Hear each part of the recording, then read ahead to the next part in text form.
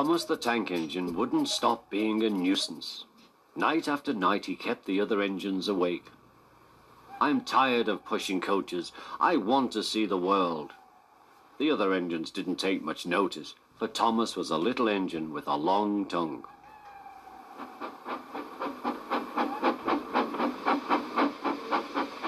But one night, Edward came to the shed.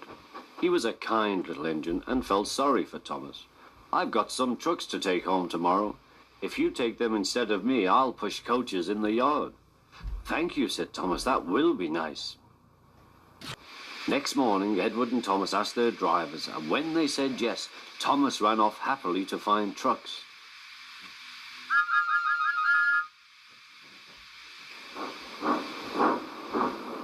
Now, trucks are silly and noisy.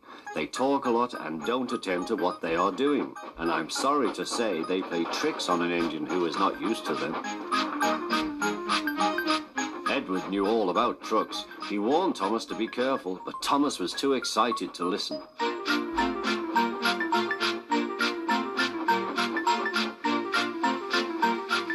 The shunter fastened the coupling, and when the signal dropped, Thomas was ready. The guard blew his whistle. "Peep, peep," answered Thomas, and started off. But the trucks weren't ready. "Oh, oh, oh," they screamed. "Wait, Thomas, wait." But Thomas wouldn't wait. Come on, he puffed. All right, don't fuss. All right, don't fuss," grumbled the trucks.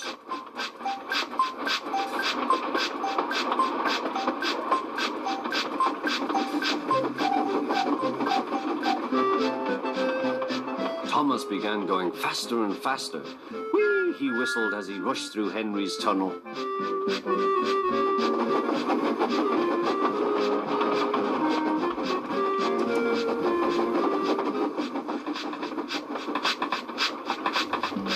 "Hurry, hurry," called Thomas. He was feeling very proud of himself, but the trucks grew crosser and crosser. At last, Thomas slowed down as he came to Gordon's Hill.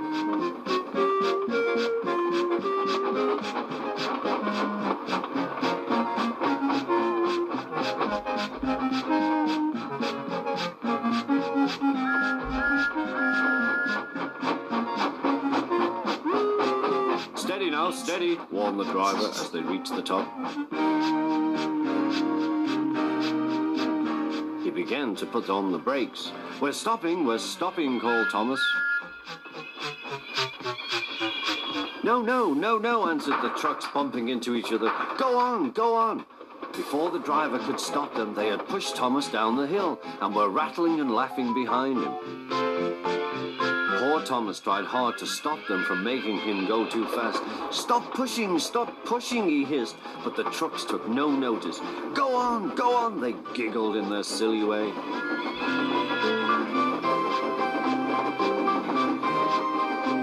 "There's the station. Oh dear, what shall I do?" he cried.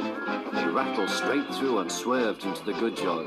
Thomas shut his eyes. "I must stop." When he opened his eyes, he saw he had stopped just in front of the buffers. There watching him was the fat controller. "What are you doing here, Thomas?" he asked.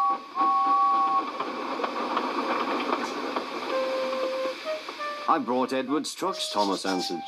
"Why did you come so fast?" "I didn't mean to. I was pushed," said Thomas. "You've got a lot to learn about trucks then, little Thomas. After pushing them about here for a few weeks, you'll know almost as much about them as Edward. Then you'll be a really useful engine."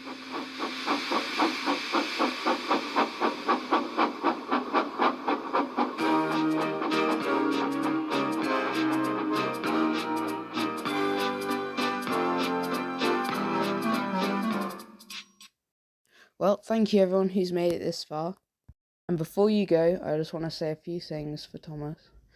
Thomas has brought me so much happiness in my life. Whenever I felt low or sad or anything, he's really brightened up my day and made me feel a lot better.